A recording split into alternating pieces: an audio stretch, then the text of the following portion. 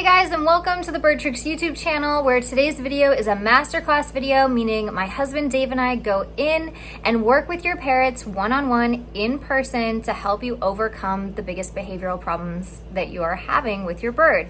Now today's video is about a 14-year-old African gray named Kiai, and his last owner, he bit him in the ears so many times and so brutally that he was given up to Kyle, his new owner, and Kyle's kind of on the fence on whether or not he should keep him either.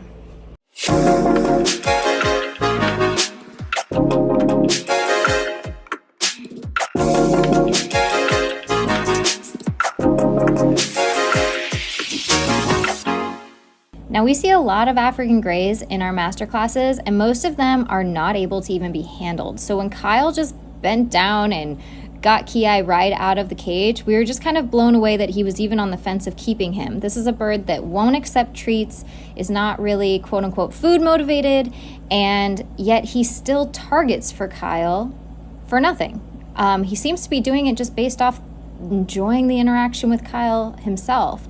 And it's interesting because I always find this with people who feel like they aren't doing enough, or there's just that overall feeling of not enough for their bird. And they always feel like they are not worthy or they aren't giving a good enough home. And usually those are the people that are actually going above and beyond and offering something that nobody else could. And this was definitely the case for Kyle. I know that I said in the very beginning he was on the fence about keeping Kiai, and that was very true. Throughout this entire class, he kept talking about possibly getting a different bird, a bird with an opposite personality, one that would be more interested in interacting, and just talking about all these negatives about Kiai. But the more that we saw, the more we were like, wow, this bird is exceptionally amazing at learning already. And at 14 years old, we were actually surprised at how desensitized Kiai already was. So how do you work with a bird who is not food motivated or who won't accept treats? Well, you can't use treats for one, even though we tried. We tried a variety of treats, we tried all the things. And of course, I spent some time talking to Kyle about diet and how important it is to get correct so that you can use treats. Usually when we hear about people talking about their birds not accepting treats, it's because their diet is made up of treats. They think it's healthy because they're cooking it up or whatever they're doing, and it's not. And that's the main reason that they don't have treat value at all, is because the main diet isn't correct. So we did have that conversation, and Dave goes on to talk about the power pause. Now we have another video on the channel talking about in detail how to do this power pause technique. It's basically a training technique that you use when you can't give food rewards. And it's also something that eventually when you can tie it into this training technique as well. And so we move on to the power pause, and Dave demonstrates what that looks like and explains the body language all the way through. So I'm going to have you go and just lean back so he's not as focused on you. Perfect. Okay, so the idea of what I'm about to teach, we call it the power pause. And it's a way to get calm on cue if you can't get treats. And so this would be for a bird who's too afraid of me and I can't give him a treat, or in this case, he doesn't want a treat. So how do we deal with the quadrant? I can use minus reinforcement by getting rid of something that he doesn't want me around, so I'm gonna get rid of it to reward him. So the idea is I'm gonna walk close to him as slowly as I can until I see the very first signs of fear or discomfort. And so you could do this, like I'm holding the camera to increase the opportunity for him to be a little scared, but this could be with your foam roller. Okay, so you're holding the foam roller, and so he looks alert but not too uncomfortable. There he's looking at me like, doesn't look too uncomfortable yet. You're not going to show it, buddy? There's going to be some point real close. Okay, he started to shiver a little bit. See that? Mm-hmm. Okay, so I pause. I'm going to wait for a sign of comfort. And he may not stop shivering, but he might fluff up, he might look away. Might show a lack of concern.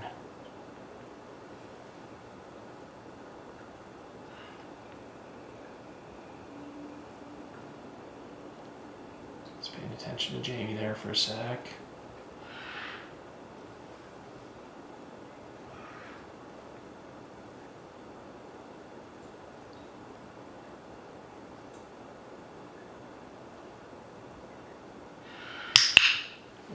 as I back up. So I don't want to push so far that he's like visibly fearful. I want to see the very first sign of like, not so sure. Right? And he didn't give me a real obvious cue. Like oftentimes they'll shake or they'll have disinterest and look away. So I wanted to start where he was like, it's kind of neutral. So I step back. I'm going to see if I can get a little bit better relaxation on this next one.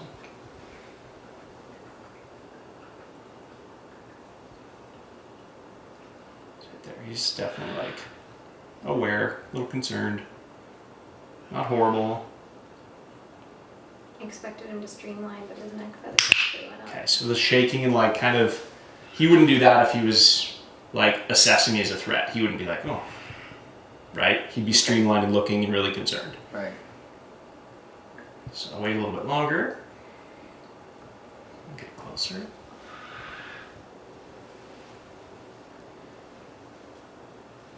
Slightly closer this time. So he's getting a little more comfortable now, like each time you're coming up. Mm-hmm. Yeah.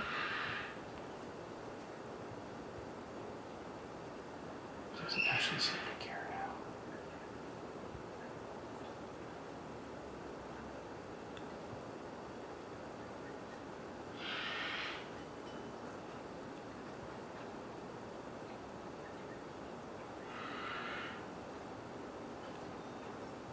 It's like a really slow blink on this eye.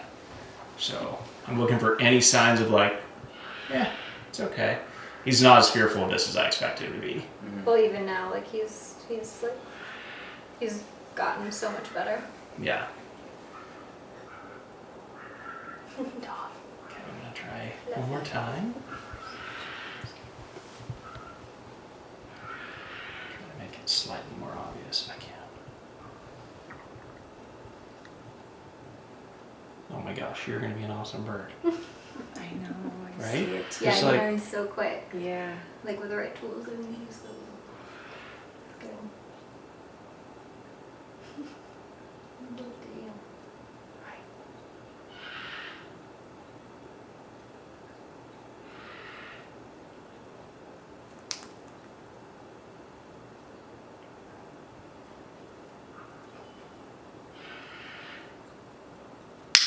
He's just super chill. So in just a single 4.5 minute training session of the power pause, you could see how Kiai was barely phased about it at all.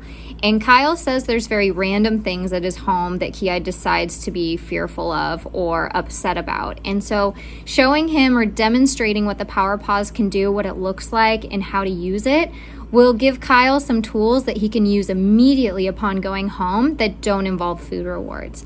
So it's something where he can help Kiai overcome some of his fears or triggers at home that might be upsetting him and still make progress with his relationship without having to be dependent on a diet conversion to go really quickly.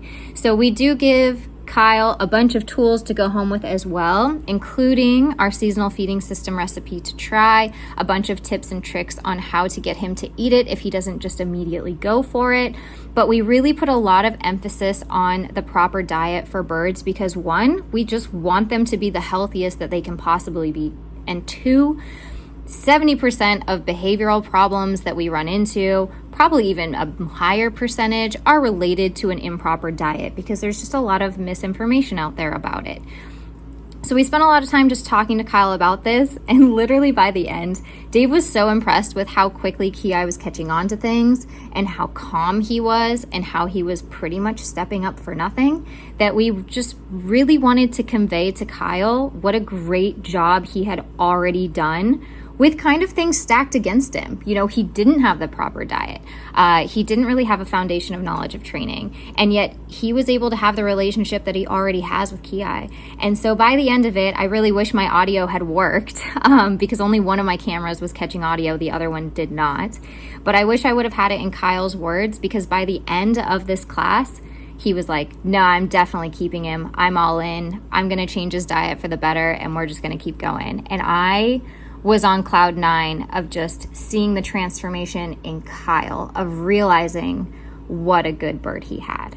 So I think that this is a lesson that all of us can kind of take home. You know, I deal with clients every single day who have an independent bird and want a clingier bird who's cuddly, who wants to be with them. And then I talk to the people with the cuddly, clingy, Velcro-y bird who are just like, I just want my bird to be independent and stay on a stand by itself. So realize what you have, because we all want what we don't have, but the grass is not greener. Just work with what you've got. I mean, enjoy your bird's qualities and characteristics and traits for what they are. Appreciate those, learn how to work with those, learn how to shape those, learn how to train those, and understand the training quadrant so that you can have a great life with your bird, and more importantly, your bird can have a great life with you.